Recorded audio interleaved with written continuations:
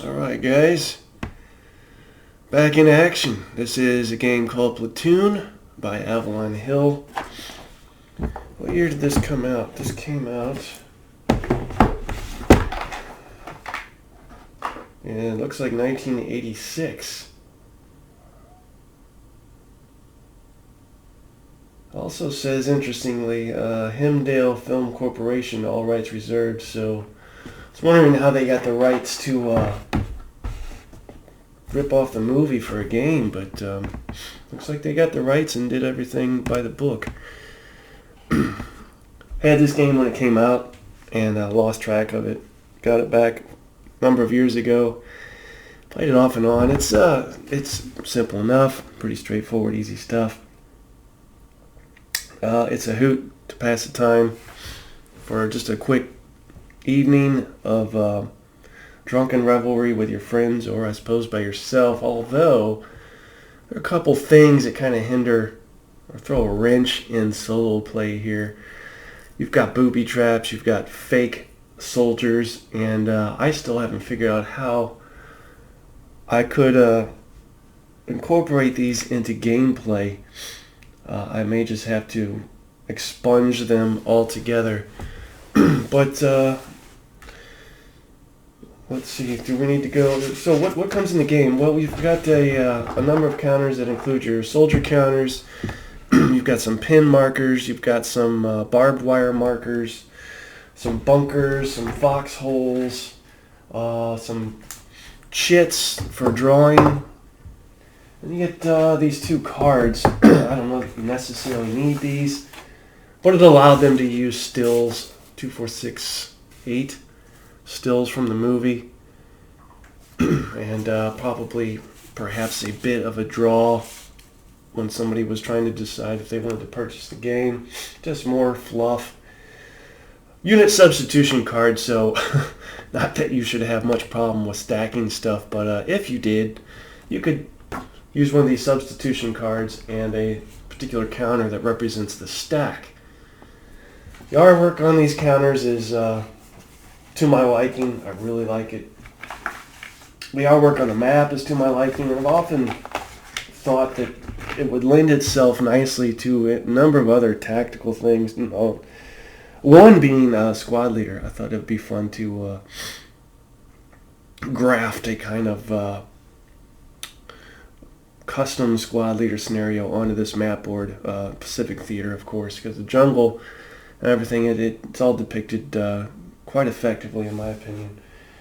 You also get these stands. Now, these stands are what the units are supposed to be in, so that your opposing player cannot see what you have. If you're playing solo, it's kind of a moot point to use those, because even if you start out not showing what you have, you're going to quickly know what you have, especially when you're playing both sides and determining who can move and fire and who cannot. So there's that to bear in mind as well. You get a hefty front and back sided page of rules. That's it. Done. Boom. And you're playing. So 10 minutes max, maybe, reading those rules. And there's enough stuff in here to make it interesting. I mean, you've got artillery, claymores, booby traps, foxholes, bunkers. What else? Just by way of example, then you have the Platoon battle manual. This is where your scenarios are going to be at, and some general firefight setup information. How many firefights do we get? Looks like 1, 2, 3, 4. Is it just 4? 4 firefights. You may be able to find an extra firefight or two in an old wargame magazine from the era, or I haven't checked Board Game Geek in a while. There may be some there as well. But 4, it looks like 4 come in the game. What else? We have background information, something they call a short explanation of modern ground combat. Not sure that's required or needed in here, but it's appreciated. Infantry weapons of the Vietnam War, if you're not familiar with those. It gives a brief, very brief breakdown of the major players via weapons in the war. automatic belt caliber explosive magazine, semi-automatic weight. And it breaks it down by American weapons with M60, M79 grenade launcher, better known as a blooper, or I suppose you could call it a thump gun. Shotgun, pistol, Claymore mine, North Vietnamese weapons, including AK-47 SKS. I used to own an SKS, sold it. RPD machine gun, RPG rocket launcher, North Vietnamese pistol, booby traps. Then you have your examples of play that include moving units, melee, firing, actions by groups with leaders. And this is all by way of somebody who is new to the hobby, perhaps, and it's very, very unclear on how any of this works. Say, for instance, they're hearing the word hex for the first time. Those types of folk would benefit most from something along these lines. Fire in a group with a leader at a group, and then hints on play. Again, not sure that's needed, but it's appreciated. They threw it in there. You have some optional rules, including hidden booby trap and claymores, the law or light anti-tank weapon. I would add there's no armor in here. Varying weapon effects, soldier personalities. Add a little heft to, and now these American units do have the name, at least for most of them, of the characters in the movie. So for instance, for this scenario, we will be dealing with Raw, Elias, Crawford, and Wolf. So I think that's what, Willem Dafoe, Johnny Depp, and I forget who the other two are. Lieutenant Wolf. Was that, I can picture him, but I can't think of his name.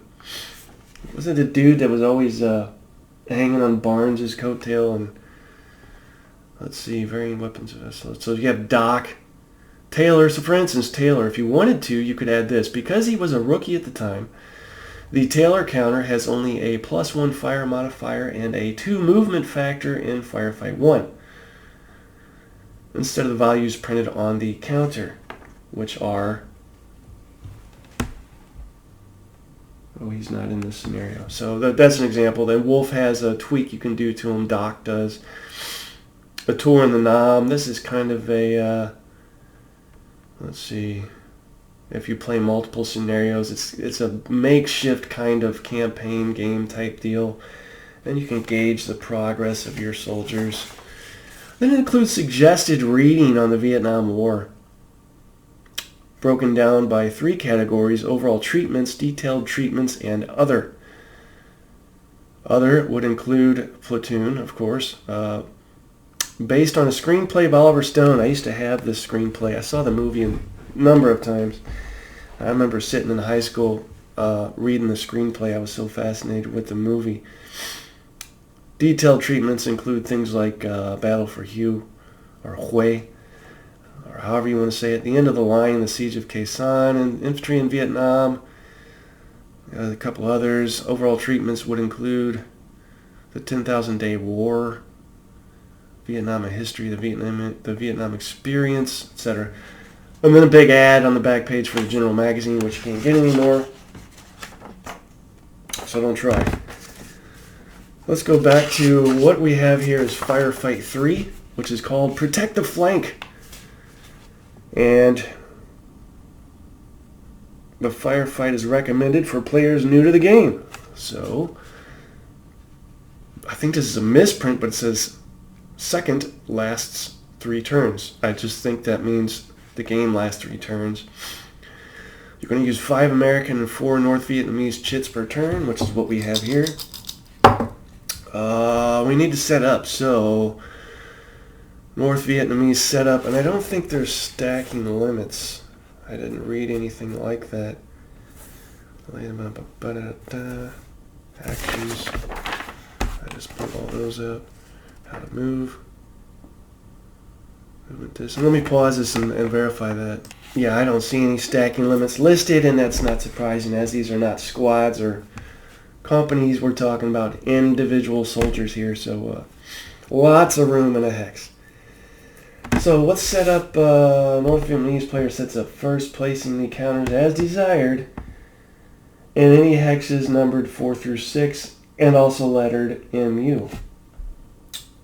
No fire support is available. The North Vietnamese get 2 fakes, which I've added. Don't know if I'll use. And the following 10 North Vietnamese soldiers, they get a leader with an AK-47, 1 RPD, 1 RPG, 1 AK-47, and 6 AK-47s. Now, the stats on these units include their fire modifier, which is what you will add to the die roll when firing, your movement factor, and your range. That's all basically you need to know. So to set these guys up, again, it is 4 through 6 and M through U. JKLM through U. Let's use this to mark what the hey I'm doing. M through U. So it's just this side of the board, so really only one panel. This is a 2-panel section that is not connected. It just holds itself together by faith alone. And then so anywhere on this board from 1 down to 4, right, is what the NVA can set, where they can set up at. 4 through 6. Let's see. Any hex is numbered 4. No, numbered 4 through 6. So 4 through 6. So anywhere in here, here's 4, 5, or 6, for example. Anything 4, 5, or 6. So let's go ahead and do that. What is the point? What is the object of the game? How do you win? The North Vietnamese side gets 1 point per North Vietnamese soldier that exits the game board from hexes S11, T10, or U11. S11, T10, or U11. S11. These 3 hexes here will be victory point exit hexes. And what else? And 1 point per American soldier eliminated. The North Vietnamese side wins if 6 or more points are gained. If the number of American soldiers eliminated exceeds the number of North Vietnamese soldiers eliminated, or if all American soldiers are eliminated. Otherwise, the American side wins. Alright, so main point is to exit off of here. So that means let's start stacking 4 through 6 right here. But then that means we got to be in the open. Well, okay, valid point. Don't want to be in the open, do we? 5, 6. Oh.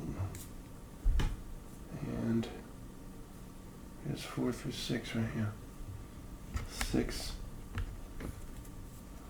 5. And again, I can stack, but I don't know that I will. We'll see about that.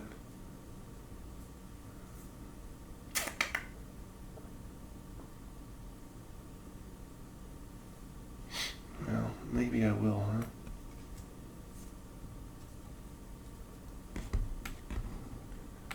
And again, I'm not sure how to, if I had more time, I could probably come up with a clever way to pull off fake counters, like a kind of chit draw thing. But I'm not going to mess with it. There's your NVA. That is the extent to which they can set up and cover and be as close to their objective as possible. For the Americans, we can set up any hexes numbered 8 through 11. Any hexes numbered 8 through 11.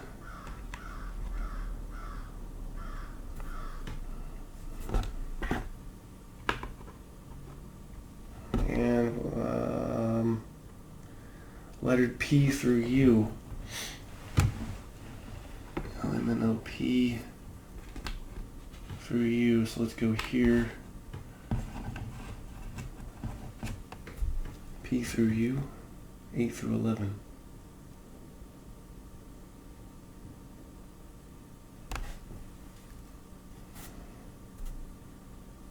One here. P through U, 8 through 11, and one here. All in cover as well. There's our American setup.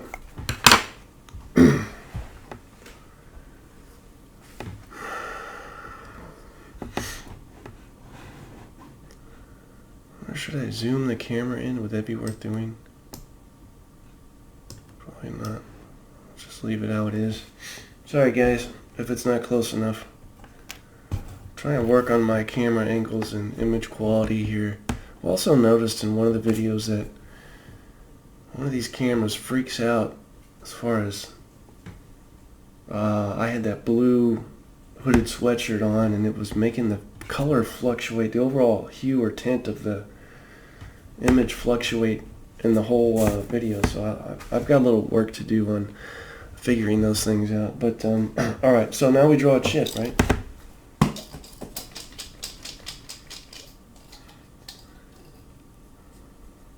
Bets on who it is. It is NBA.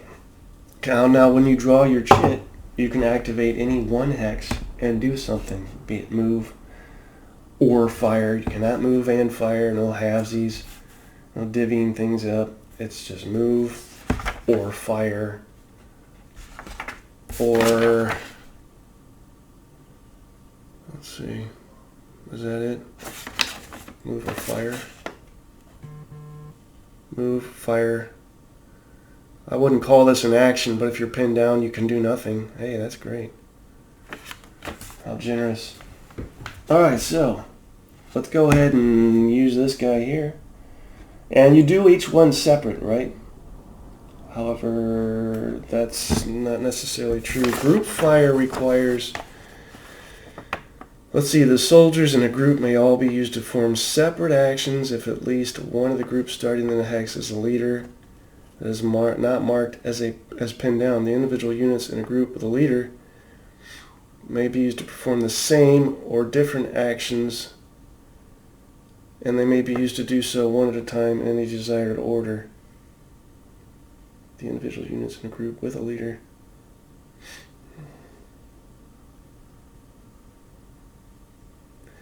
So is there really no point in being stacked in a group unless you have a leader? Is that the deal? Is that what I just read?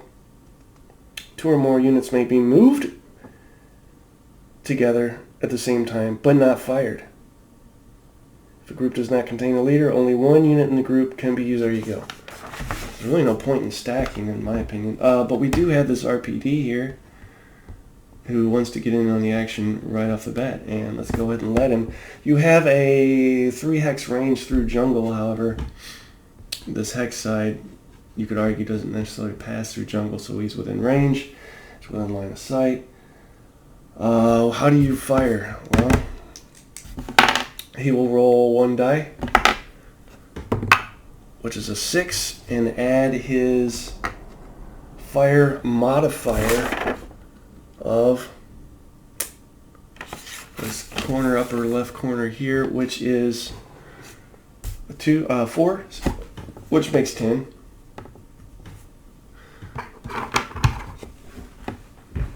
And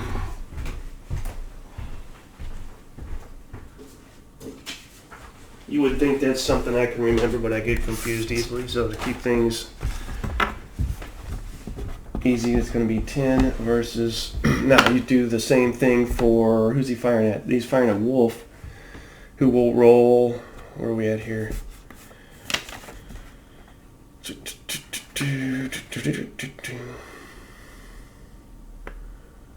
Rolls 1, firing soldier player. The target soldier's player rolls 1 die. He gets an 8, which is a good thing, I believe. And adds the firing soldiers or weapons fire modifier number. No. And adds the target modifier. The only target modifier he's going to have is the +3 for being in jungle. So 8, 9, 10, 11. He beat out the RPD by 1 point. If the modified fire number is larger than the modified target number by 1 through 4, it is not. If the modified firing number is larger than the modified target number by 5 or more, it is not. Is equal or less, it has no effect. So that's a miss. And he has done his thing. I'm going to turn him upside down to represent having done something. And this fire thing, vaguely roundabout way, reminds me of a Conflict of Heroes. The way you both roll and compare die numbers. Who's next? Let's draw a chit. Chit drawn. This would be a U.S. turn. I think Wolf would do well to fire back. Now, if he fires back at a group, does he get to fire at both of them, or is it just one? Firing at groups. If a target hex containing a group is the target, why would it not be the target? If a target hex containing a group is the target. Okay, anyway, the player commanding them must reveal number of units present by revealing its letter to the other player. The dice are rolled and modified comparisons made individually against each unit in the target hex. So that is, again, the stacking is probably the worst thing you can do, because now you're giving the enemy more bang for their buck. So he rolls a die, adds his target modifier of 1, which is a 6, and that's not very good. In fact, that sucks. Against this guy, who is going to roll a die, add 3, he gets 7, so that's nothing. What's the guy underneath? A 1, add 3, that's 4. Ooh, I think I have a 1 to 2 is a pin result. We have pinned. Lieutenant Wolf has pinned the guy with the AK-47, so he cannot do anything this turn. That pin marker will be removed at the end of the turn. Wolf is done. Draw a chit. Again, with this scenario, the decision, right, is how long do you hang back as the NVA and fire? When do you start moving en masse towards your exit point? Well, I guess that remains to be seen. NVA again, so that stack's done. What about this guy with the RPG? Yep, let's do it. He will fire. He has a +3 modifier, which isn't as effective as an RPD, but he's doing it anyway. 7, 8, 9, 10. 10 again versus then a Wolf who rolls a 6, 7, 8, 9. So Wolf is pinned. And then we draw another chit. Scenarios. I think I already stated this, but each scenario tells you how many chits to put in the cup. Currently we started with 5 American and 4 North Vietnamese, so there's your abstracted command or leader portrayal. Ra has that stack within range. Let's go ahead and do it. Ra has an M16. He's going to fire it. Terrible roll. That is a 4. Adding 2 is only a 6. Let's see if the NVA can roll worse. He gets 4, 5, 6, 7, so that's nothing, and the guy underneath that is pinned already, ooh, he gets a 1. And 1 versus 6, that's 5, right? So 5 or more and the target unit is eliminated. The guy that was pinned is now gone. Who was that? That was a chap with an AK-47. Rest in peace, sir. You served your country well enough. That was Ra, was it not? Ra's done. Draw another chit. If a pinned unit is, you get a pinned result again, it's no additional adverse effect. It's just stays like it was. As you were. NVA action. So NVA again. What do we have left here? Let's fire him. Him being this guy with an AK-47 at poor Wolf again. Let's see what he gets. He gets a 3. That's sucky. He turns into a 5. Versus. Surely he can beat that. Yep, he's already beat it without even adding the target modifier of 6, so he's done.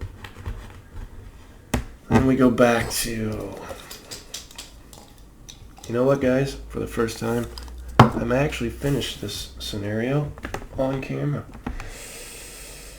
Americans, this guy has nobody in range or line of sight, but he can move a movement factor of 4. Ow.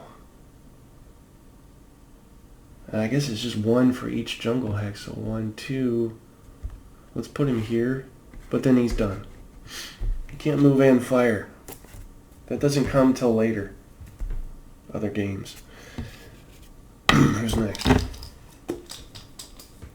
the old move half, fire half. I guess squad leader did that, right? U.S. again, and I only have one guy left. He has everybody out of range. He doesn't want to move into the open to fire. And there's no opportunity firing here. I suppose you could house rule that. Because in an effort to, I placed him out of the way in anticipation of blocking off exiting units. But I've really kind of handicapped the Americans by doing that because he's just sitting here offering no help now. However, to offer his help, he'd have to cut across the open, which I suppose isn't an issue because, as I've already stated, there's no opportunity fire. But well, he'd be out of range anyway, wouldn't he? No, he wouldn't. He would be in range, so let's leave him there. And if that's what I'm going to do, there's no point in drawing any more chits if it's the Americans because they're done. So that leaves one NVA that can do something. This guy here who can fire at, who's he firing at? Elias. He rolls a 7, adds 2, gets 9. And Elias rolls a 6, adding 3 is a 9. So is that a pin? No, equal or less is nothing. Equal or greater. The modified target number is equal or greater is nothing. Either way, it's nothing, is what you're trying to say. I understand. I get it. And that's the end of turn 1. Then we go to turn 2. What happens at the end of the turn? Quick quiz. Well, if you do like I do, you turn your units that have acted right side up again to represent being fresh. Remove pin markers. I think there's only one. And start drawing chits again. No movement took place for the NVA, and they only have 2 turns left. So I think this turn will involve less firing and more movement for the NVA. All right. And of course, the dynamic of this would be changed greatly if the fake, especially for the Americans, if they could have figured out a quick way to incorporate the fake soldier counters. But that's how it goes. NVA go next.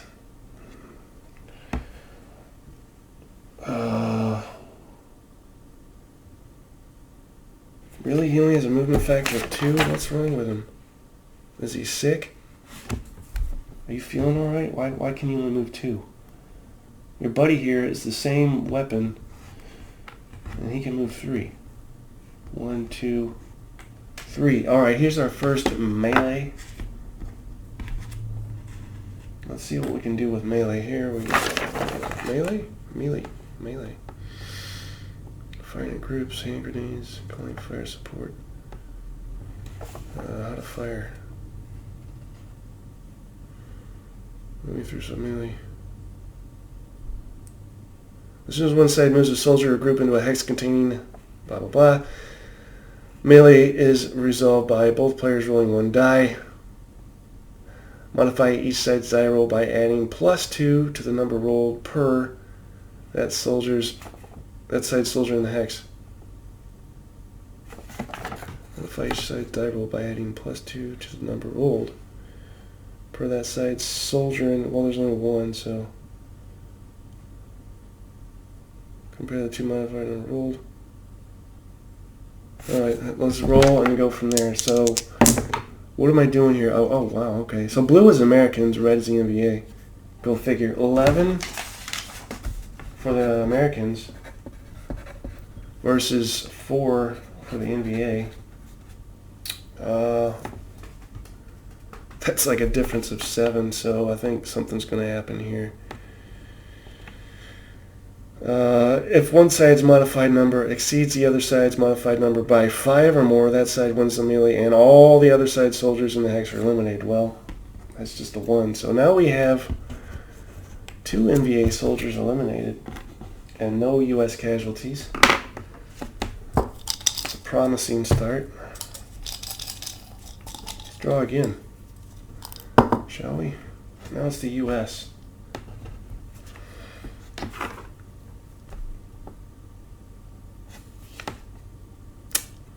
One question would be Elias having technically conducted melee.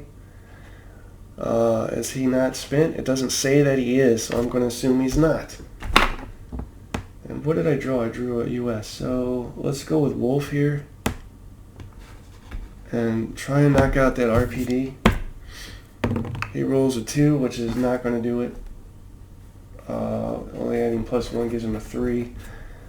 And watch, the NBA is going to blow him out. And he actually rolled a 1. +3 is 4. So even with the worst roll possible, he still gets nothing. Because you add +3 target modifier for being in jungle. Okay, who's next? And that's the gist of the game. I mean, there's add-ons as you get deeper, right, with artillery. I can't remember if I played this for you guys or not yet. I don't think I have. Not sure it matters. You know, I got to melee again because I'm not getting anywhere just standing there firing. So let's do it. Again, 6.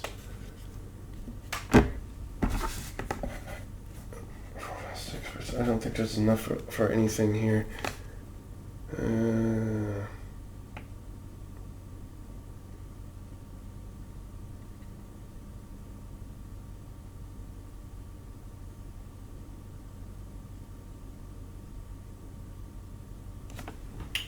No result there. So he just moves back here and is spent.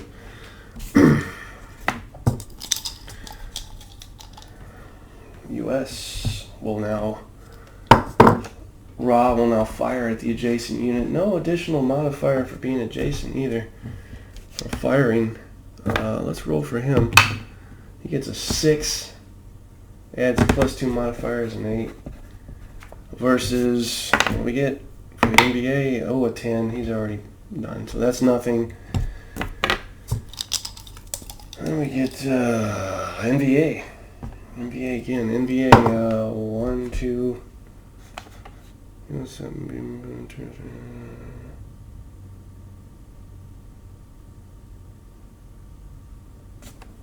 More melee, guys. 1, 2, right here. Elias is fighting off a guy with an AK-47. Who wins that fight? Looks like Elias will, actually. No joke. By 5 or more? Yeah, Elias won that one. So that's 3 NBA down. No US casualties. What else we got here? NBA again. 1, 2, 3. Just move him up. He doesn't have enough to move into an enemy hex, so he stops short. Next. So weird not having opportunity fire, but I get it. It would complicate the game. I understand what they're trying to do with this. Elias firing with a +3 modifier, 9, 10, 11, 12. This should be probably another NBA elimination would be my guess. If I can make it in the tray. 6, 7, 8, 9. Not going to do it. Just going to be a pin. But he's already done anyway. So it's a redundant result there. And again, I've wasted US soldier down here, but you know what? I'm moving him. I'm moving him. I've had it. It's not helping anybody there. But even there, you can't fire through friendly or enemy hexes with ranged fire because it blocks line of sight. And then US again, but there's nothing left. So how is there nothing left? Maybe I did something wrong. That's the end of the second turn. Remove pin markers. I don't think the NBA are going to do it. Call me crazy. I don't think the NBA are going to pull this off. They perhaps played it a little too safe. You got to jump right off the bat. Maybe, possibly start at least some of the guys over here on a path because you get a +1 movement factor. But then again, you're in the open, so I don't know. Alright, final turn. I think the US has this. Question is, can they remain without casualties? That'd be something to write home about to Ma. NBA action. They're not going to do this. They're not going to win. But I'm going to finish it out. What's he get? He gets a 6. That makes 8. What do the Americans get? They get 6, 7, 8, 9. So that's nothing. Turn him upside down. And then, he goes back to the adjacent hex. Who's next? NBA again. Same deal. However, this guy has a +4 because he's got that RPD machine gun. What does he roll? He rolls a 4. That's an 8. What does the Americans get? An 8, 9, 10, and 11. So that's nothing. Who's next? NBA can't get anything going here. U.S. action. Let's fire Elias with a +3. That's a 5. What does the NBA get? A 1 is a 4, so he's pinned, but it's useless to pin him because he's already moved anyway. Who's left? NBA. 1, 2, 1, 2, 3. Let's well, melee, huh? 8, 9, 10, 6. No result there, so he goes back there. NBA just not getting the rolls, man. US. Let's fire Raw with a +2 modifier at this RPD. It's a 3, 4, 5 versus 8, 9, 10, 11. That's not enough. Raw's done. That sucked, Raw. And then U.S. action. Which one was Raw? He's the one that says Barnes been shot how many times? He ain't meant to die. Only one thing to kill Barnes is Barnes. And then he does the bah thing with the staff he's carrying around. U.S. action. Let's do Wolf. Let's do him. +1. Like 6. Not enough for anything, in my opinion. No, that's not going to do it. 5, 6, 7 beats that. Only one guy left for the U.S., and that is Crawford. Crawford's going to do a Hail Mary. Come around and conduct melee. A suicide move. Let's roll it. Oh, man. I think it's going to be no result. 7, 8, 9, 10, 11. Yeah. It almost backfired, but it's a no result. Trying to get another NBA casualty there. Let's try Crawford.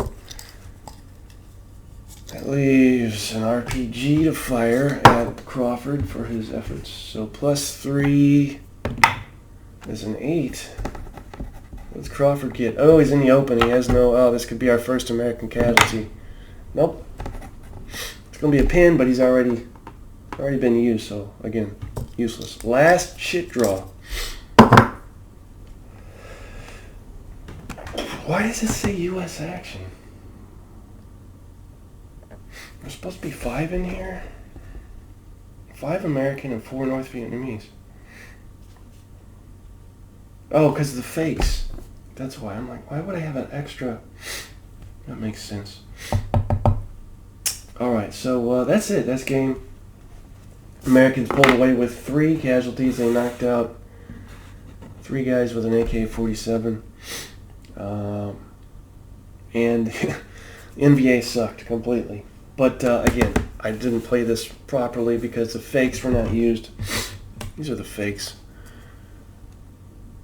They just look like that. And that's the basics of the game. And as you can imagine, once you add, say, fire support for artillery, right? On special rules, which I didn't do here, the American side should have been able to perform a bonus action at the very start of the firefight without the need to draw up shit. Didn't even need to do that, though.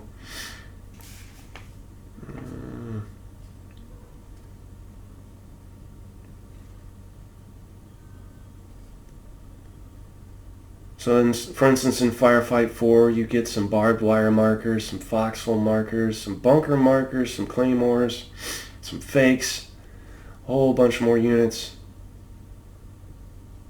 The North Vietnamese gets to set up all 38 of their soldiers. That's the down in the valley scenario, the final one.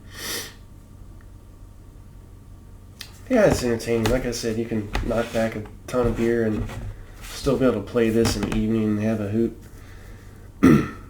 That's the game. This has been Platoon from back in the day, Avalon Hill. And just the back of the box, I guess, with more fluff from the movie. It's kind of cool that they were able to come out with this. And this is one of those games during an era where you could go into, like, say, a V. Dalton bookstore and just grab it off the shelf and go.